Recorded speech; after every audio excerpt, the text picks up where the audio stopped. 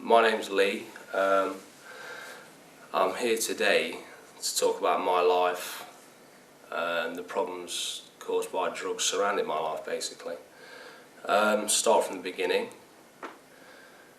I had a really good upbringing. Grew up in a small village, went to a Church of England primary school, involved with loads of different organisations, Scouts, St John's Ambulance, RSPB, YOC. Progressed from there, went to college where I studied sports science, was going to go to university, had a really good time at college, got really good grades, spent a summer working as a lifeguard after I'd left college as a break. And when I came back from working as a lifeguard, that's when everything sort of went a bit wrong. When we were growing up, my friends and I always used to try and outdo each other, sort of one-upmanship, and it led to us taking drugs, and we were always trying to outdo each other, take more, do the wildest things, etc, etc. And that pretty much led to a few of my close friends who were involved with heroin getting me to try it. And although previously I'd said no, I never want to touch it, all it took was one time, and that was it, I was hooked. From there, things went pretty much from good to beyond belief. Went from having good jobs, cars, good friends, good family, to having nothing, pretty much. I spent 6 years addicted to heroin and crack.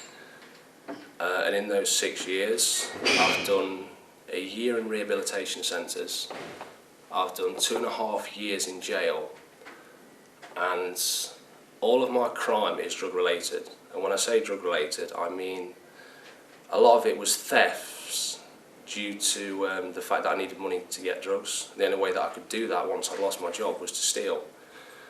The others were possession of drugs, because if you're a drug user, you've always got drugs on you, so therefore you run the risk of falling foul of the law at that stage. My drug addiction led me to living on the streets. At one point I think I was on about £500 a day. Pretty much, I could go on about it for hours, but the easiest description to give is like hell on earth. It's a living hell. And that's pretty much the path I took for about 6 years. Been to jail 9 times, and the last time that I was in, which is just over a year ago, I just decided that I'd had enough, because I'd hit rock bottom. Now, everybody's rock bottom is different. Mine was the fact that I realised I couldn't go any lower. I mean, if I'd have gone any lower, I would have been dead. That's how low I got. And I just decided that I had to do something about it. So rather than getting caught up in the vicious circle of coming out of jail with good intentions and going straight back to the world of drugs, I just decided I had enough, but I didn't know what to do about it. And luckily I asked for help, and I had a few good workers, probation workers, and contacts that I'd made through my years in addiction. The main turning point for me was coming straight out of jail and going straight into a rehab centre. And it was a total abstinence rehab centre, no alcohol, no drugs of any kinds. And it worked. It was hard, but it worked. It allowed me to take a look at myself in the past few years, the actions that led me onto drugs, and also the behaviour and the actions that kept me in the circle of drugs, which it wasn't easy to break, but I'm glad that I managed to break it. Talking from today's point of view, I've just celebrated a year clean and a year without offending. I work as an assistant team leader with the Prince's Trust, so I try and help young people who have been in similar situations or are going through similar circumstances to what I've been through. We try and help them and try and better their lives and try and get them employment. It's a bit like life coaching in a way, if that's how you want to look at it. So I've managed to turn my life around. but it's because I wanted to do it and because I'd had enough and I got tired of killing myself, basically. So from where I've come from to where I am now, the turnaround is unbelievable, but it's not been easy, it's been hard work. And I'm happy with where I am today. I'm just glad that I managed to get myself out of that. And you now with the YMCA, how is the YMCA helping you? YMCA for me, personally, has been really good. A lot of people criticise the YMCA, but the fact is it offers that many different services. If you want the help and you're willing to ask for it, then it's there.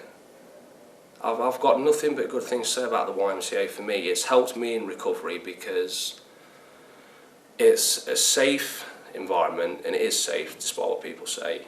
The staff are really good staff. They do care, they will try and help you. Also the facilities they've got, it's like things aren't going to come to you, you have to go out and get them. Even something as small as just sitting in a PC room rather than sitting in your room makes a difference to what's going to happen. So for me, the YMCA is brilliant. It offers everything that you could want and could need, and if they don't know it or they haven't got anybody in-house to deal with it, then they know somebody who can help you. So for me, the YMCA is a really good service. Did the YMCA introduce you to the Prince's Trust? No, that was done through my own accord, although since then I've built up a better relationship, a working relationship as well, because some of our clients on the Prince's Trust programme do come from sort of the YMCA. If looking back over your life up until now, is there a point that you wish that somebody could have intervened for you, or possibly yourself? Yes. But then again, this is a double-edged sword, because if I hadn't gone through what I'd been through, I wouldn't know what I know now. But if I could change it, I'd go back to that first moment before I actually tried heroin and just sort of give myself a slap around the head, because then I'd know what was going to come after it. But I can't, and thinking about it, I'm not sure if I'd want to. But that's just me. Lee, thank you very much. That's You're really welcome. good. Yeah.